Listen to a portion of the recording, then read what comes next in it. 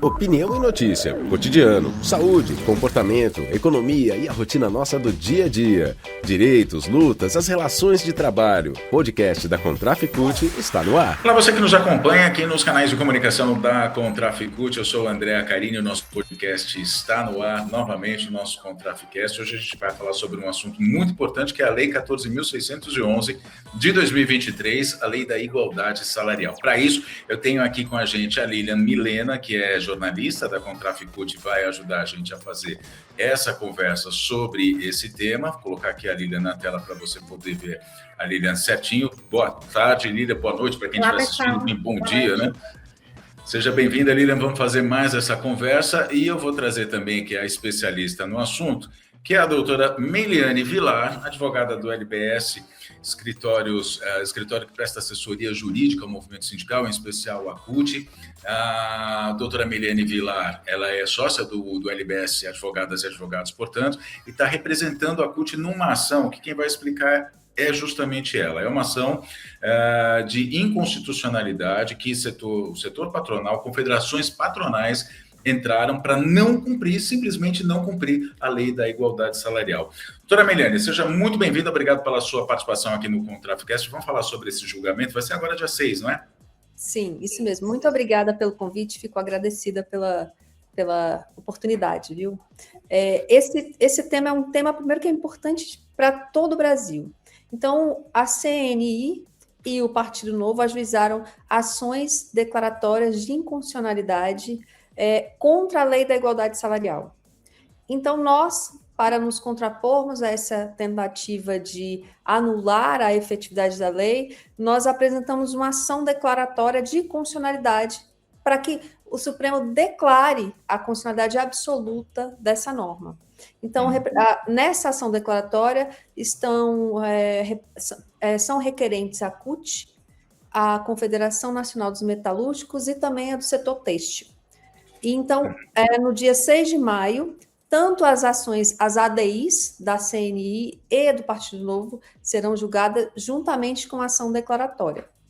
E falar sobre essa ação declaratória é muito importante para todo o país, porque, além de ser uma tentativa de mostrar a importância da constitucionalidade da lei, ela também busca um papel educativo. E aí, falar sobre igualdade salarial é muito importante para trabalhadoras e trabalhadores e para o país como um todo.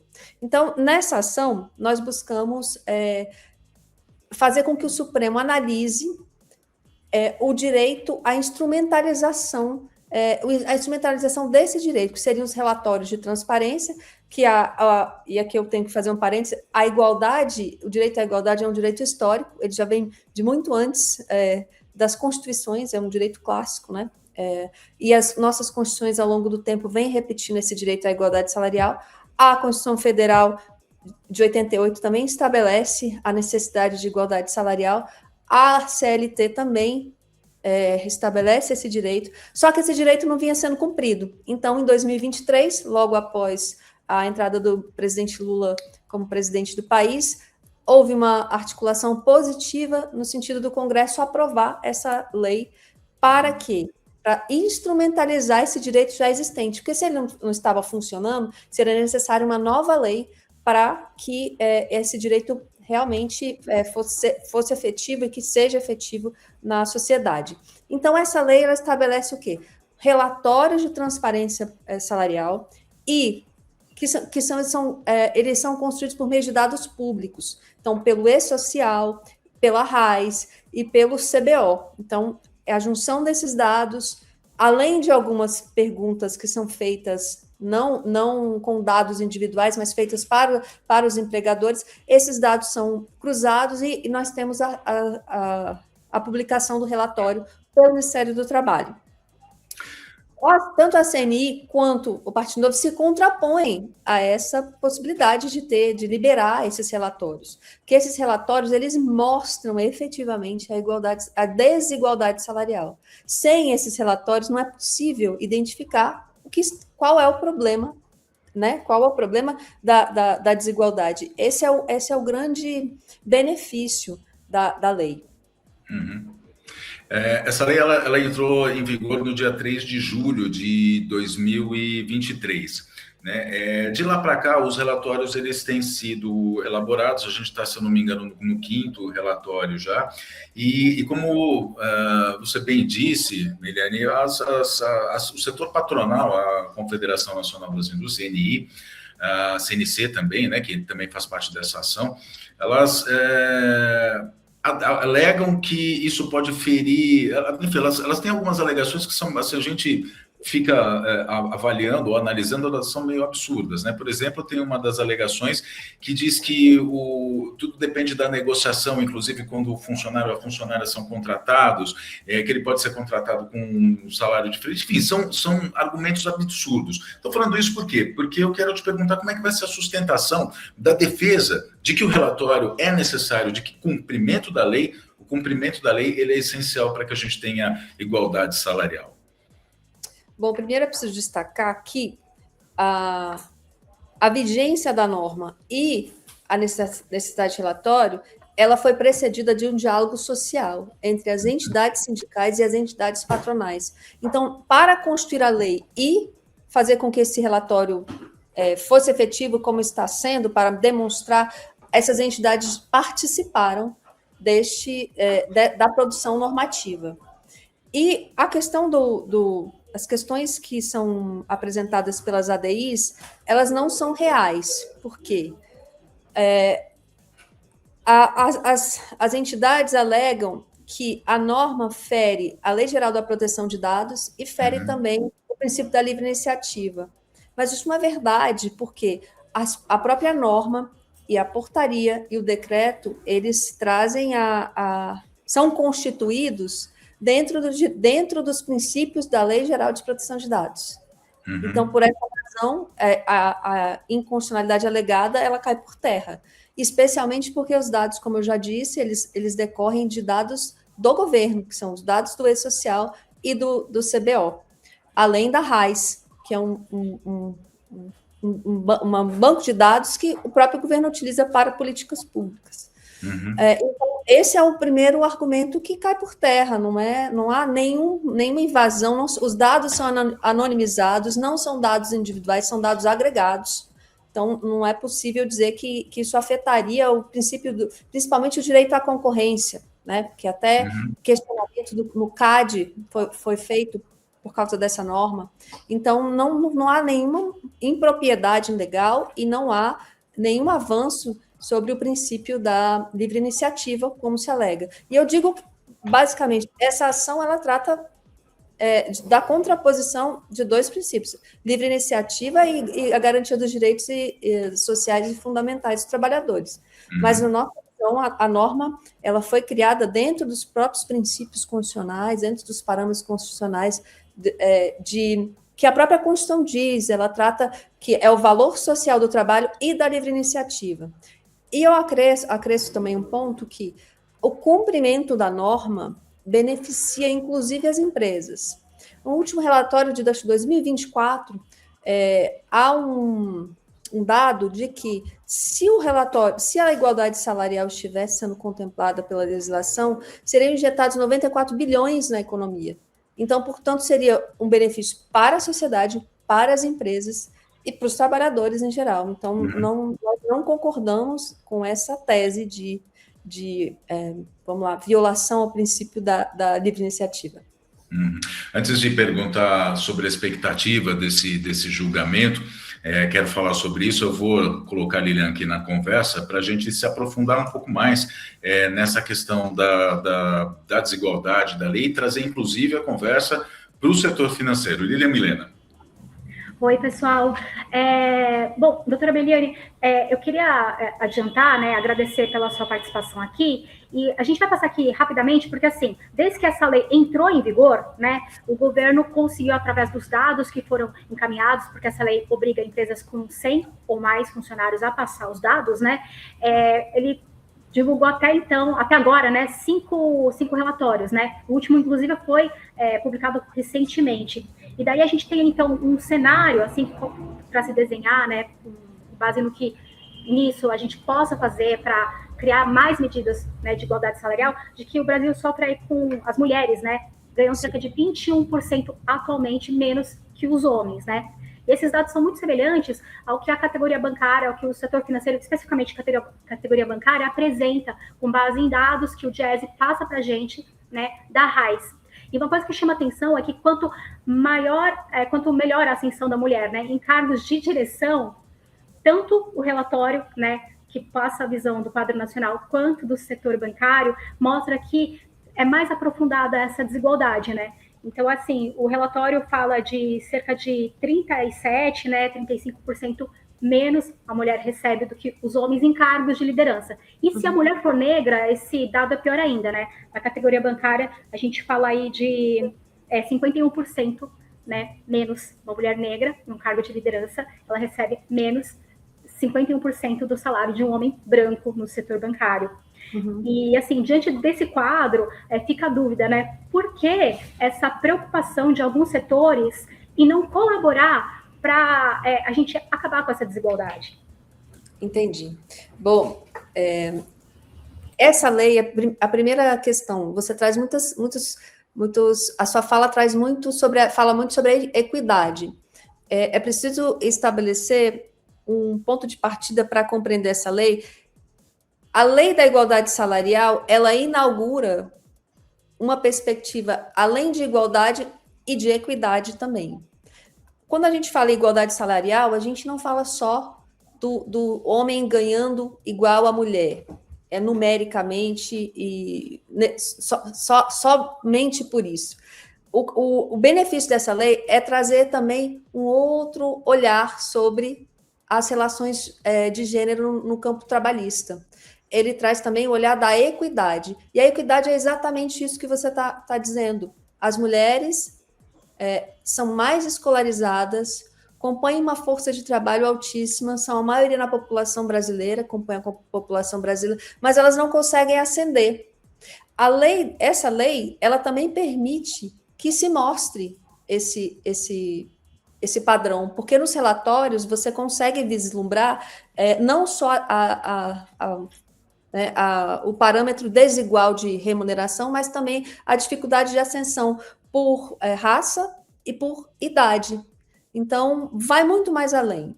E o setor patronal, vamos dizer, além da nossa cultura patriarcal, além dessa cultura arraigada na economia, na política, ela também vai para o campo trabalhista.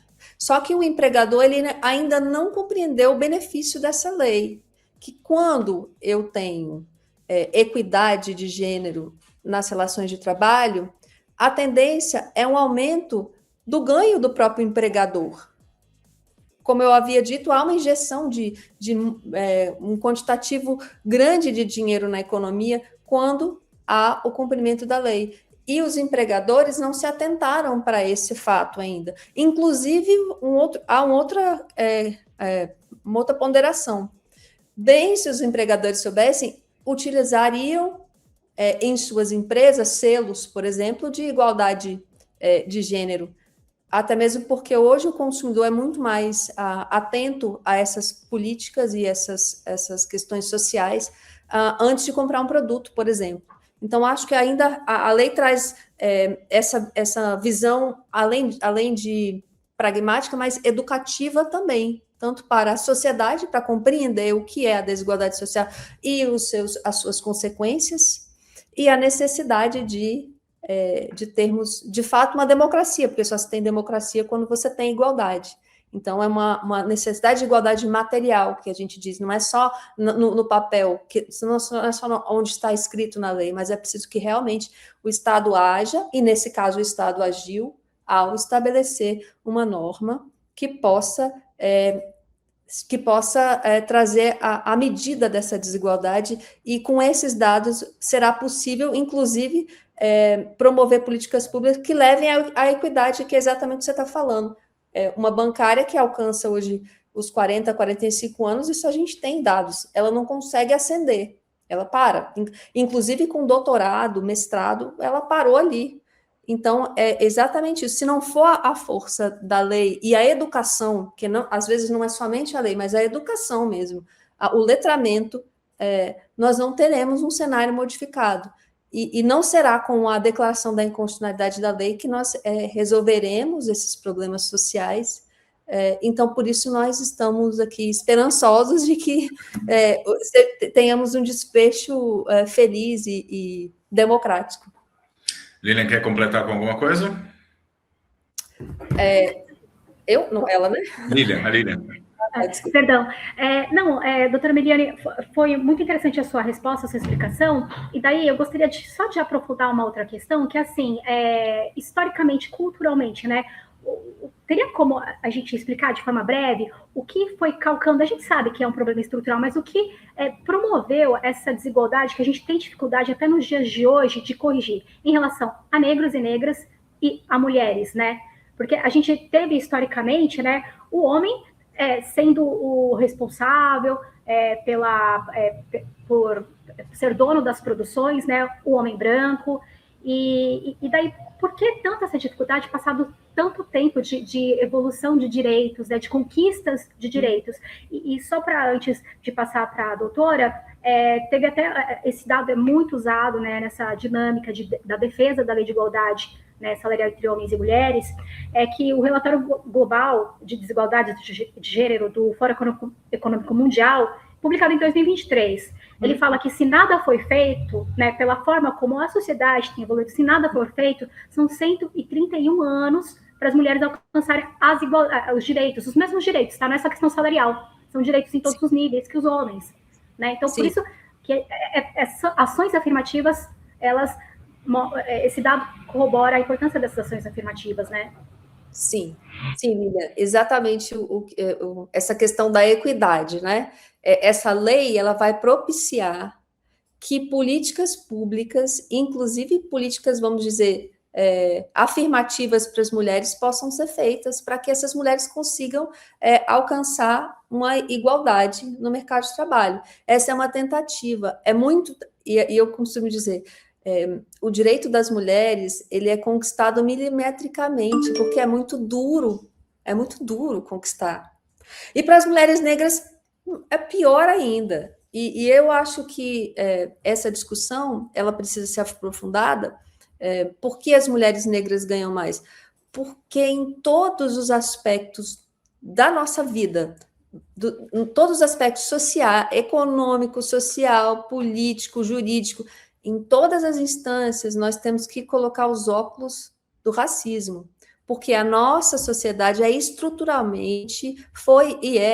foi estruturalmente moldada pela escravidão, e isso se reflete até hoje. Então, qualquer política pública que eu deixe de olhar para o critério racial, ela não está sendo bem direcionada. Essa é uma opinião, inclusive, minha, até de atuação jurídica, então, também nos meus campos de pesquisa, é essencial que se olhe a desigualdade social, a desigualdade salarial pelas lentes do racismo, porque hoje as mulheres negras são as que estão ganhando menos que as mulheres brancas. Então, nós temos aí dois grandes problemas, que é o corte racial e o corte de gênero, que nós temos que suplantar mediante, como dizem, conquistas milimétricas, mas as mulheres, ao longo da história, já seguem nessa caminhada. E nós queremos, com essa ação, abreviar esses 100 anos que você comentou, Lilian, para as nossas filhas, para as nossas netas. Então, é isso que é o nosso intuito como representantes dessas entidades e, por fim, representantes das mulheres, porque estamos aqui como mulheres também representando. Então, é isso, Lilian. Obrigada. De nada. Bem, a gente ouviu a doutora Meliane falar sobre equidade. Eu estava aqui buscando justamente o trecho que no começo desse podcast eu falei sobre uma das argumentações, né, do setor patronal, e eu achei ela aqui, e eu queria trazer ela para essa discussão da equidade, para pelo menos tentar demonstrar como é que funciona, né? Porque a gente está falando sobre ponto de partidas para você ter oportunidades. Uhum. E estruturalmente é assim, público e notório que, por exemplo, eu sempre gosto de me colocar na situação como exemplo. Eu, como homem branco, na sociedade eu tenho mais privilégios. O meu ponto de partida, por eu ser um homem branco, cisgênero, ele é um ponto de partida para além de um homem negro, por exemplo, que tenta uma vaga de trabalho, a mesma que eu estaria disputando. No caso das mulheres, isso é maior ainda, como a doutora Miliane tem dito aqui nesse podcast, e como a Lilian trouxe também alguns dados. Então, a gente tem a diferença salarial, desigualdade salarial como um fator para essa, enfim, para essa falta de equidade, para essa não equidade. E aí é que eu busco o exemplo que eu queria pegar ele certinho, que diz o seguinte, é uma entrevista, inclusive, que a doutora Miliane deu para o Valor Econômico, e nessa matéria tem que o Otávio Pinto e Silva, que é um advogado, ele acrescenta, ele diz a matéria o seguinte: o Otávio Pinto e Silva deve ser, um dos advogados de defesa das entidades que entraram pela inconstitucionalidade. Ele diz que a solução do problema deve ir além da decisão do STF. Aspas, muitas vezes a disparidade salarial não foi de má fé. O empregado homem negociou o salário na contratação e entrou com uma remuneração maior. Mas, uma vez que tenha sido constatada a desigualdade, a empresa precisa corrigir isso. Bom, a frase final é que ele diz que a empresa precisa corrigir isso, e a gente sabe que não vai acontecer, obviamente. Mas ele coloca aqui, acho que o argumento dele é pitoresco, eu diria, no sentido de dizer, o homem foi lá e negociou um salário maior. Por que a mulher, então, não pode? E aí eu passo a palavra para a doutora Miliane para dizer como é que funciona exatamente esse sistema machista que a gente vive, doutora. Vamos dizer assim, se eu e um homem estivéssemos negociando um salário inicial, certamente 99% de chance de um homem conseguir um ganho salarial maior que o meu. E é exatamente isso que a lei visa impedir, porque a análise dos dados ela decorre do salário inicial, salário médio de contratação. Então, essa premissa é exatamente o contrário do que ele quer. Ele quer declarar, pedir a declaração de inconstitucionalidade, só que não funciona muito, só se fosse no mundo sem representação sindical, utópico, não faz o menor sentido. E a outra parte é, quem disse que o patrão vai corrigir o salário? Ele não vai corrigir o salário. Se não houver, e aí eu parto para outro ponto da norma, se não houver a norma, se não houver o relatório, e se não houver o plano de ação e a fiscalização, nós não podemos esperar que o patrão faça isso de boa vontade. Então, por isso a importância da norma. Muito bem, vamos trazer o assunto para os bancos agora, saber. Doutora, você tem alguma informação, dados sobre como isso é no banco, no setor financeiro? O que você tem a dizer?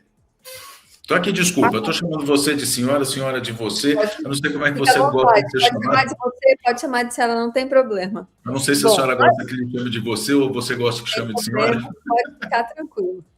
Eu gosto mais de você, mas pode ficar tranquilo. Então, estamos em casa, então. Vamos lá.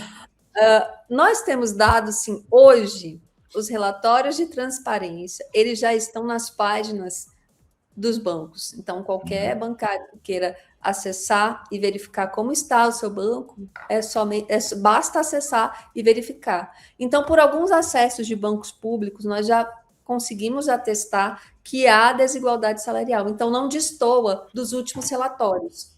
E o que precisa ser feito? É preciso que haja a fiscalização. Os bancos precisam, uma vez identificada a desigualdade salarial, os bancos precisam criar planos de ação para mitigar e para diminuir essa disparidade. E ainda haverá a fiscalização do Ministério do Trabalho e ainda assim a possibilidade jurídica de acionamento jurídico quando não há o cumprimento do direito à igualdade salarial. Então, eu digo que hoje no ramo financeiro há desigualdade salarial, constatável por meio dos relatórios que estão disponibilizados nas páginas, como preconiza a norma. A norma diz que é preciso publicar os relatórios, para que dê publicidade, inclusive para o empregado entender. E esses dados, claro, são dados agregados, não há nomes, não há nada individual.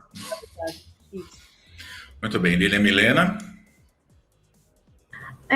Não, só para... a gente pegou alguns dados específicos que o pessoal do GES nos passou, né? Que, assim, a média dos bancos, isso com base na RAIS de 2024, tá? Ele é muito semelhante ao que o relatório tem apresentado em âmbito nacional, como eu já disse, cerca de 20%, tá? 21%. E daí é interessante porque quando eles dividem os bancos, você vê que os bancos públicos apresentam, no geral, tá? Um nível de desigualdade menor. Então, por exemplo, o Banco do Brasil, as mulheres, a remuneração média, tá? É 6,1% menos que a dos homens.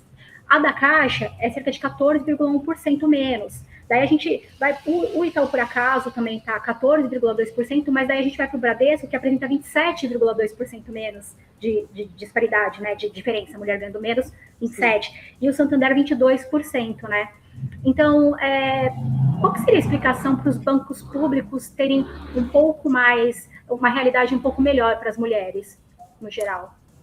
Eu arrisco dizer, por serem bancos públicos, talvez algumas políticas de equidade alcancem com mais eficácia esses bancos, inclusive pela pressão do movimento sindical na construção de grupos de trabalho, de gênero, a observância das mulheres em processos seletivos. Então, acredito eu que seja essa permeabilidade do movimento sindical nos bancos, nas representações, o que muitas vezes há um impedimento nos bancos públicos, não há uma fluidez tão grande quanto há do movimento sindical. Não por causa do movimento sindical, mas sim pela própria característica do banco privado, de ser mais complicado acessar, enfim. Mas eu acredito que seja isso, assim, que há grupos de trabalho de mulheres nesses bancos públicos que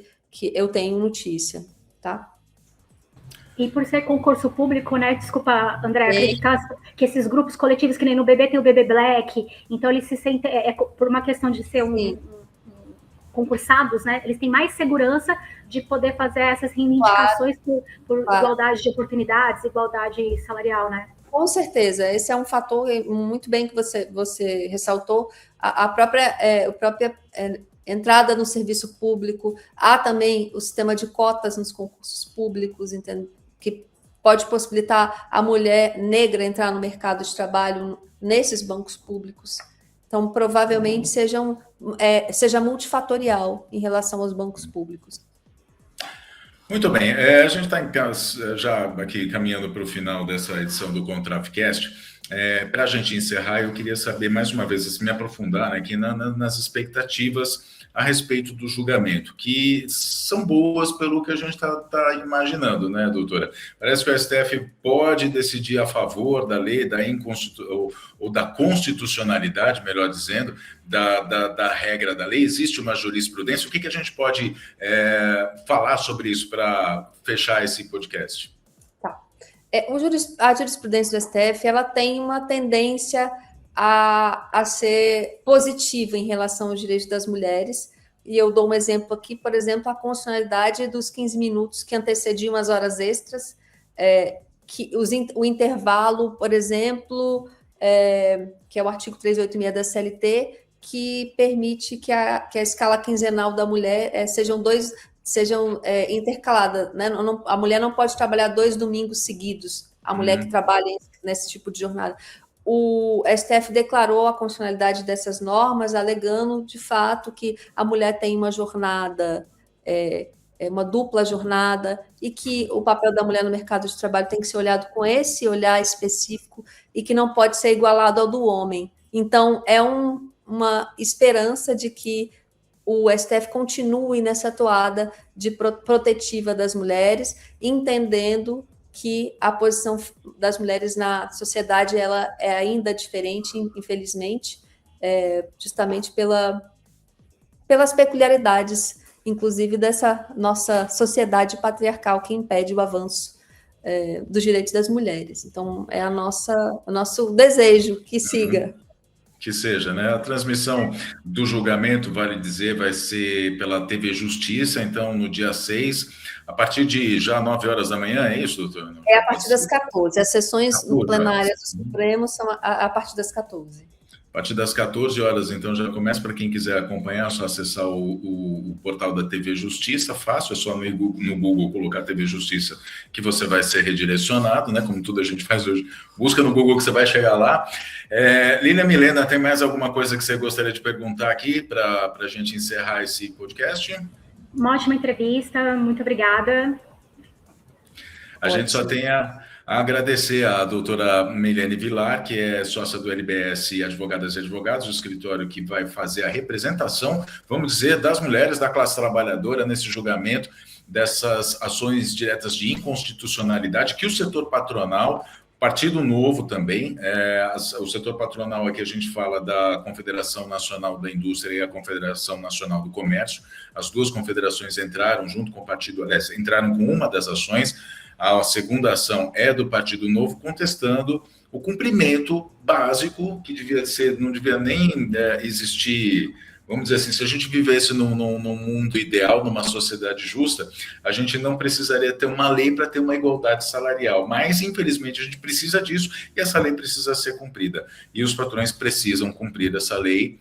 E eles estão querendo justamente burlar essa lei, e é isso que a gente vai defender, é isso que a doutora Meilene, na quarta-feira, dia 6, vai defender a constitucionalidade dessa regra para defender os direitos das mulheres. Doutora, eu queria agradecer mais uma vez aqui essa nossa segunda conversa, nossa segunda entrevista, né? Mais uma vez aqui agradecer a atuação, principalmente, né, a sua atuação nesse processo, e pela entrevista, pelo esclarecimento aqui de tantas informações importantes que a gente precisa. Muito obrigado. Obrigada. Eu agradeço muitíssimo a gentileza e eu fico sempre à disposição no que vocês precisarem. E aguardo a torcida. Muito obrigada. Muito bem. E a gente agradece também a você que nos acompanhou até agora aqui nesse ContrafCast. Numa próxima edição, eu estou tentando me colocar aqui na tela, eu vou conseguir, agora consegui, né? Te agradeço a você que nos acompanhou até aqui nesse ContrafCast. Numa próxima edição, a gente volta com mais um assunto de grande relevância. Obrigado e até a próxima. Este foi um episódio do podcast da ContrafCult. Fique ligado em nossas redes e canais de informação. Breve tem mais.